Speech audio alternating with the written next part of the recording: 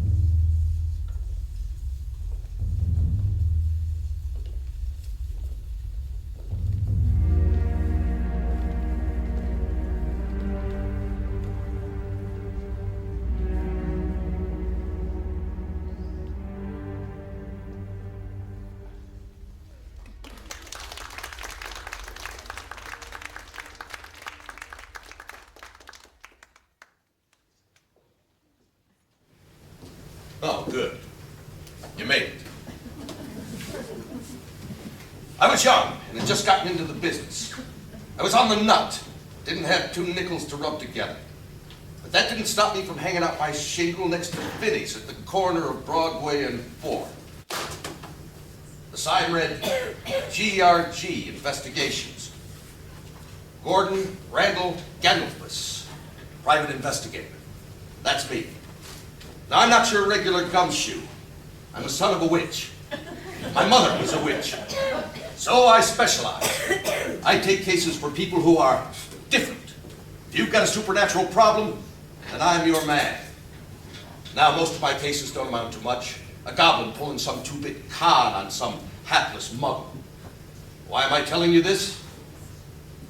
Because I'm tired. I've had a good run of it. But I figure it's time for me and my wife to pack it in and head someplace warm. That's why I asked you here today. I'm looking for a replacement. I'm hoping that one of you is a good enough detective to take over the business. So, I'm going to show you one of my toughest cases and see if you can solve it. Here's how it went down.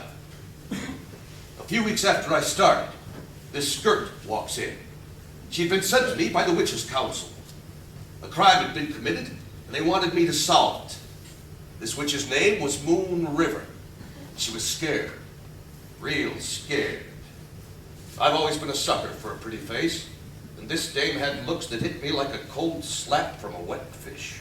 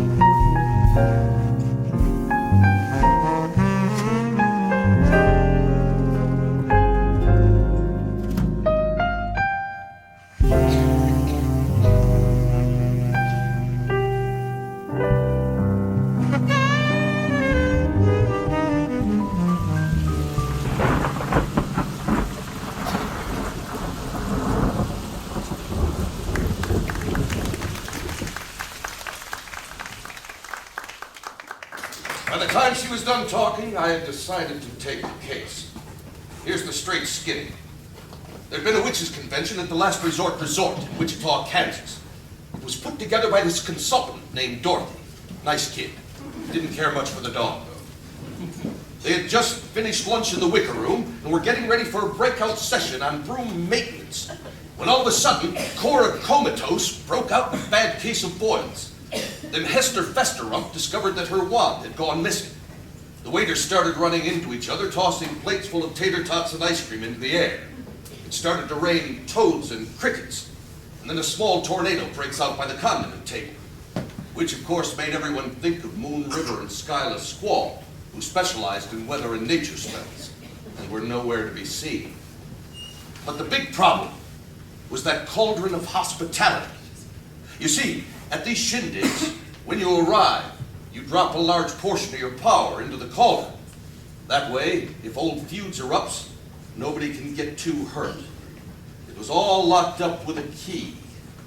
And when the conference is over, then everybody dips their power out again. Truly Tryptophane's familiar, Slobdrobin, was supposed to have it, but was discovered unconscious next to the cauldron. The key was gone. Whoever had that key could steal all that power for themselves. So as I said, it was all pretty chaotic, but, well, they have cameras in these joints. We have the tape. Take a look for yourselves. Somewhere in here is the crime.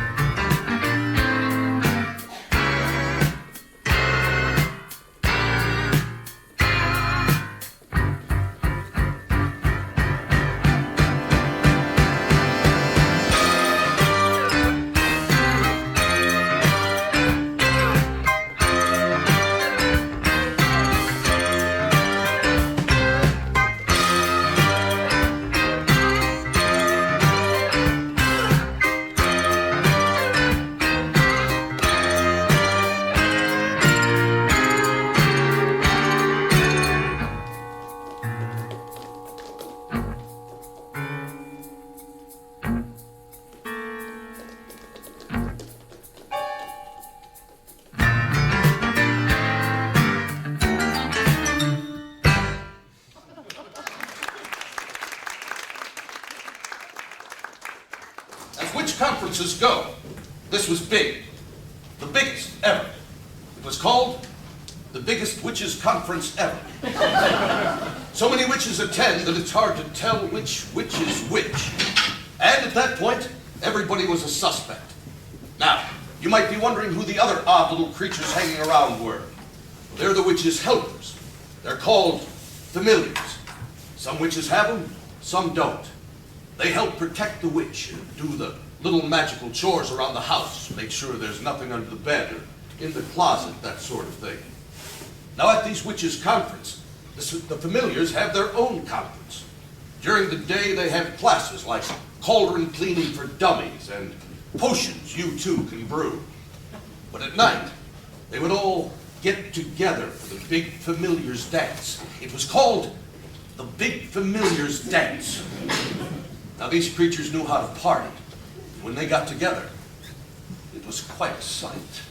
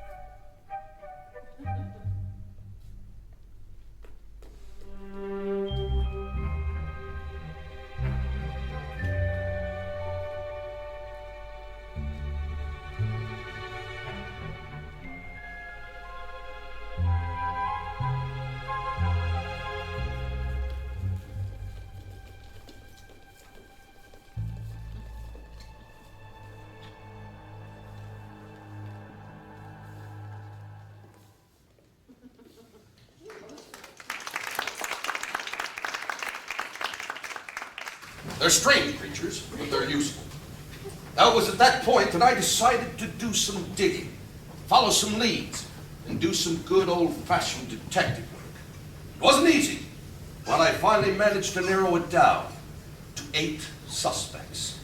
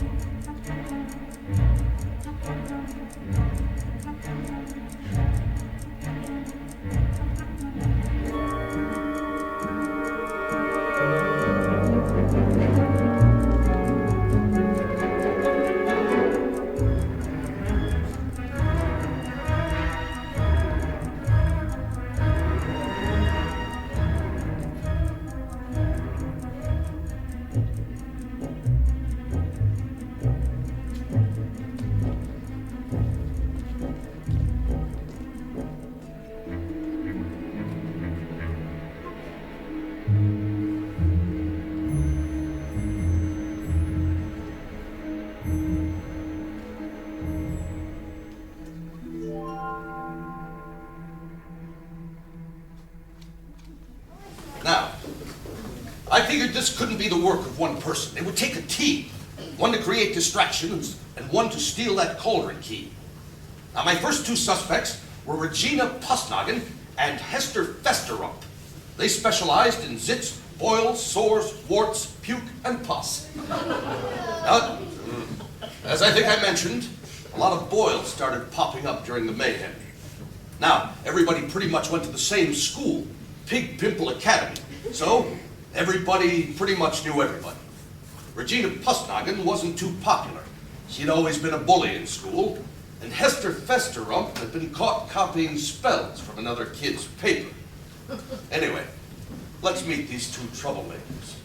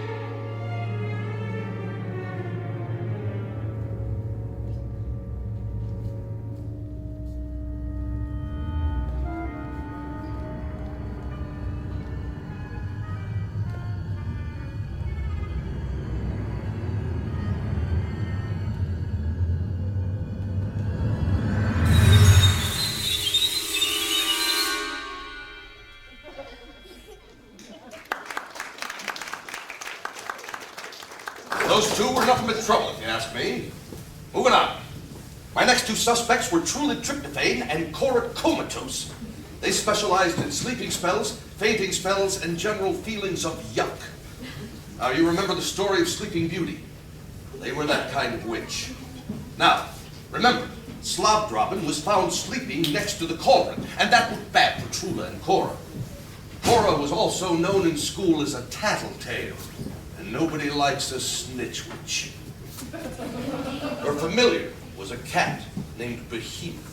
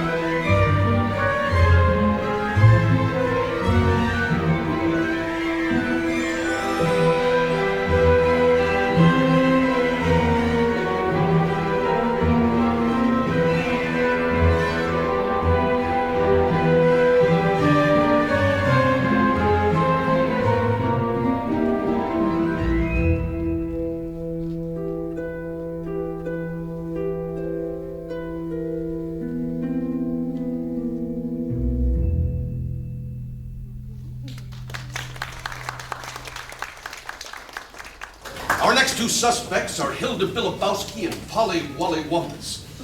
Hilda's familiar was a frog named Tripped. Their specialty were spells that involved accidents, clumsiness, and injuries. You might remember that there were a lot of tater tots flying around. Also, these two had a motive to steal that cauldron key. They were the two witches who were most picked on at Pig Pimple Academy. One time, Cora and Trula laid a nap spell on them, and by the time they woke up, they had slept through herbal economics, goblin psychology, and werewolves 101. Hilda and Polly swore revenge, but they were so bad at their spells that they ended up injuring themselves. It all blew over eventually, but there's still a lot of bad blood between them.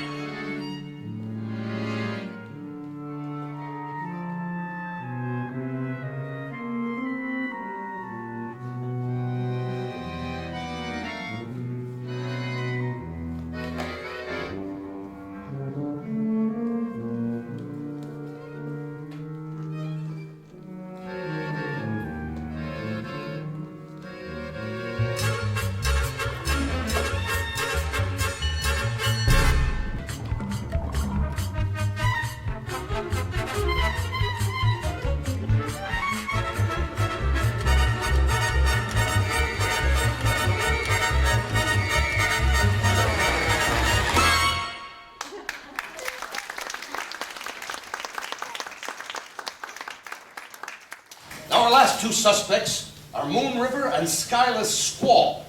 Skyla was a natural witch, but she was wild. Not mean, just plain wild.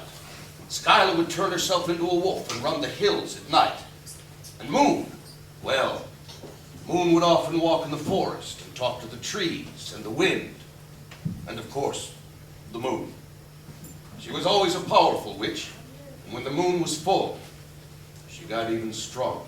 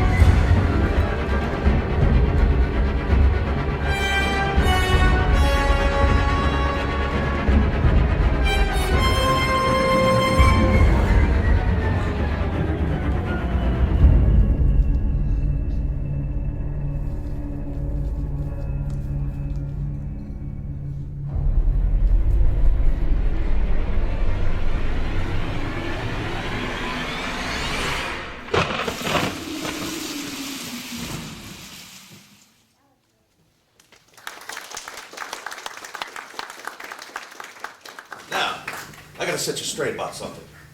Most people think that if you're a witch, you're bad. That just ain't true. Witches are people just like anybody else. Some are good, some are bad. Most are a little of both. A good witch can have a bad day, and that's not good. And a bad witch can have a good day, and that ain't bad. They're just like everybody else. It's not about having power. Everybody's got power. It's about what you do with it that matters. When you say witch to most people, this is what they think of.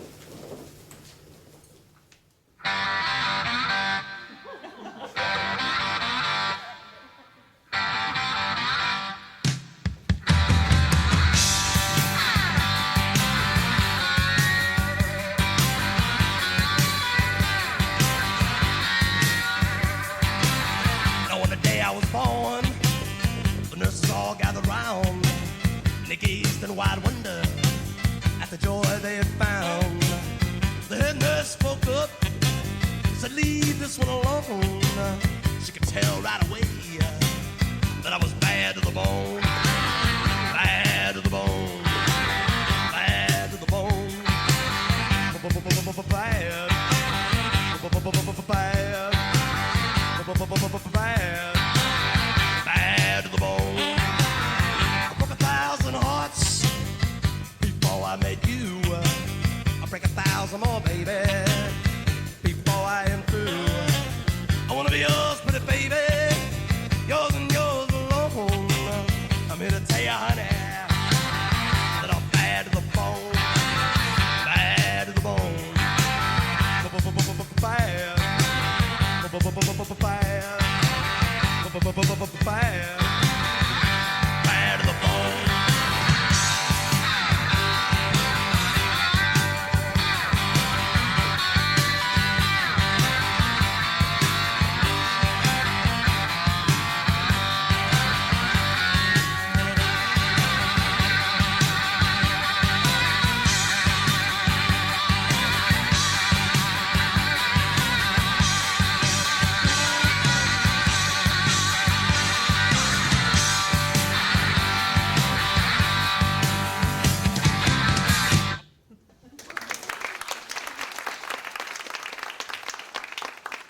That's good for stories, but it just ain't like that at all.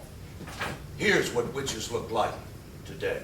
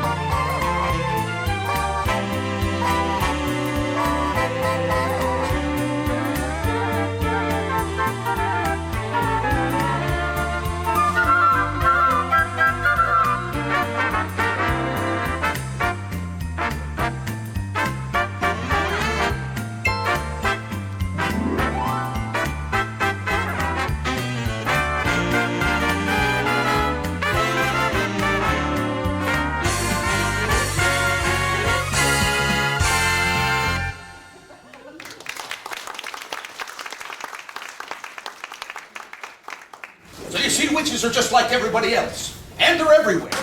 You got corporate witches, waitress witches, and consultant witches. There are witch teachers, witch lawyers, and witch doctors. I once knew a little witch named Jana. She ran a little oasis restaurant in the Sahara Desert. She was a classic sandwich. All right, let us be frank, she was a bit of a loafer and couldn't cut the mustard. I don't really say that. My point is, witches are everywhere. Most likely, one of you is sitting next to a witch right now. Now, before we test your powers of detection, there's one more complication I gotta mention. You remember Hilda Bilibowski, the nerdy little witch that always got picked on in school? Well, she liked me. Every time I turned around, she was there.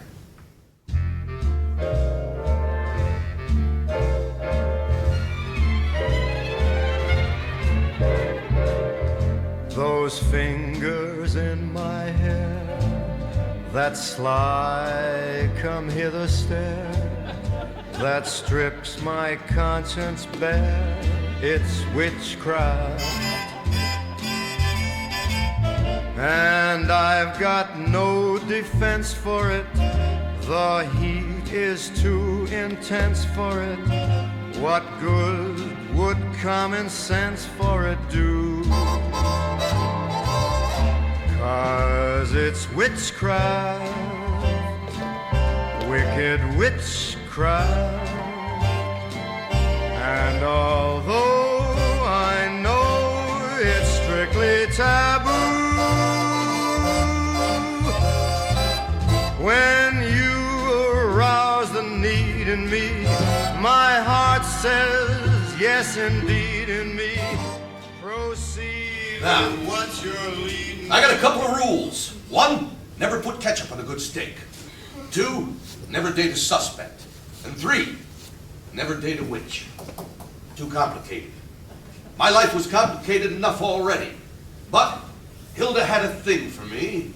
Can't say as I blame her. And I gotta say, when a witch sets her mind on something, she usually gets it. After a while, I started to see things in a completely different way.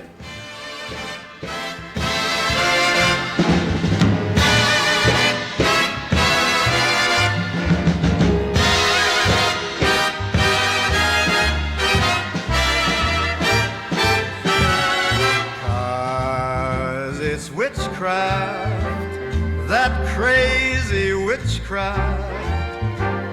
And although I know it's strictly taboo,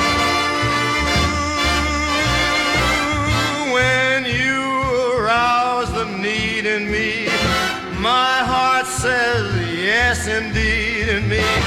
Proceed with what you're leading me to. It's such an ancient pitch, but one that I'd never switch, 'cause there's no nicer witch than you.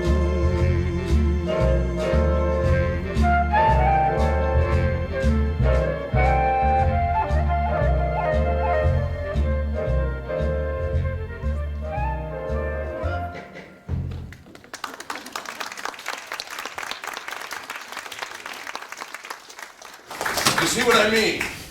All right, let's bring out our suspects and see if you were able to puzzle it out. Now, remember, Regina Pustine was a bully, and Hester Festerub was a cheat. Now, both of them were capable of pulling this thing off. But remember all the boils that were breaking out? That sort of thing was right up their alley. Who thinks it might have been them? Ah, good guess. But it couldn't have been them because Hester's wand had gone missing. They found it in the kitchen freezer the next day. No wand, no magic. You're done here. That's not funny. Now, we've got Trula tryptophan and Cora comatose. They handled sleep spells, and remember, Slobdrobbin was found knocked out next to the cauldron, so that didn't look good. Who thinks it was them? That's a reasonable guess, too. But during the mayhem, Cora had broken out with a bad case of boils, and it would have taken both of them to lay a spell like that with part of their power already locked away in the cauldron.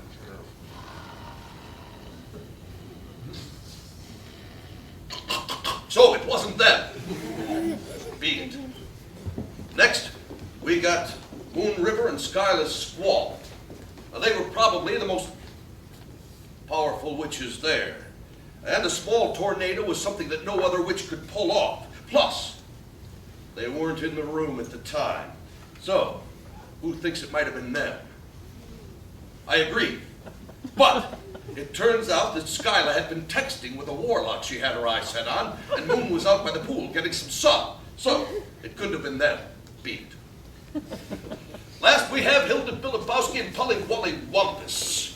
Now, personally, I had these two pegged as the perps. They certainly had reasons to want revenge for all the cruel tricks that were played on them at school. So who thinks it might have been them? Reasonable. Very reasonable. But neither of them was good enough to pull it off. So it wasn't them. Oh! Get out of here. This whole thing might have gone in the cold case file if it hadn't been for those cameras. You remember that tape we watched? Well, let's take a closer look.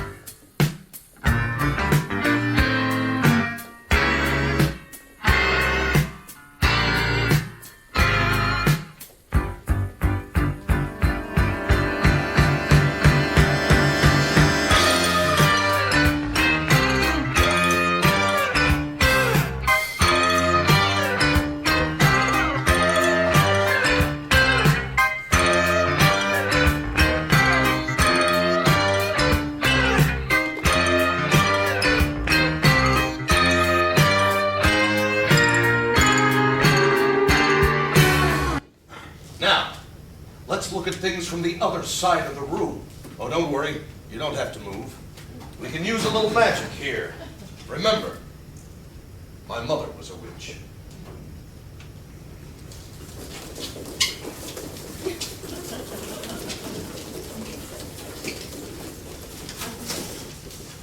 Good.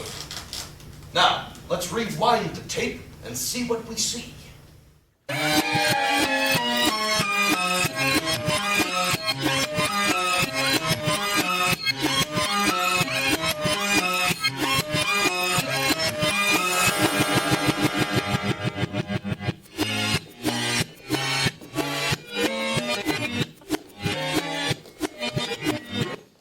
Now, let's run it forward and see if you can spot the crime.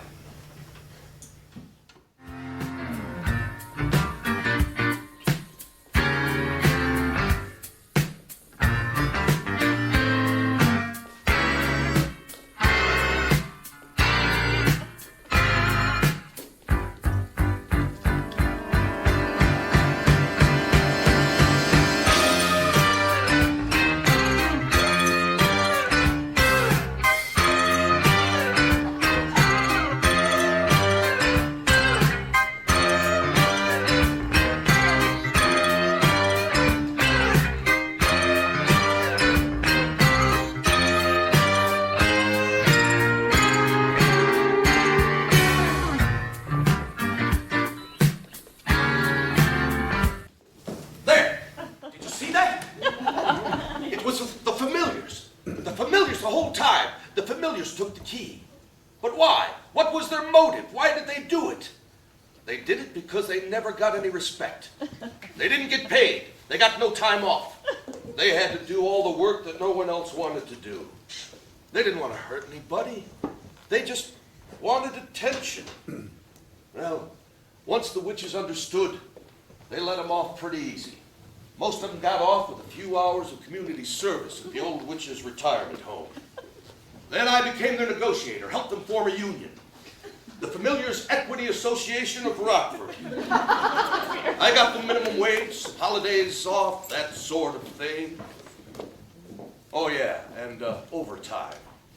So in the end, everybody was pretty happy. Well, that was the case.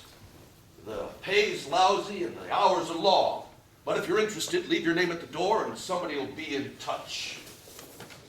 In the meantime, Hildy and I are moving down to Naples, Florida. Oh. Hiya, dollface. Which side you coming on? Thanks, beauty. So, although she wasn't very good at witching, turns out she was great in the kitchen. So if you're ever down that way, stop at Hildy's Pie Emporium. The food is magic.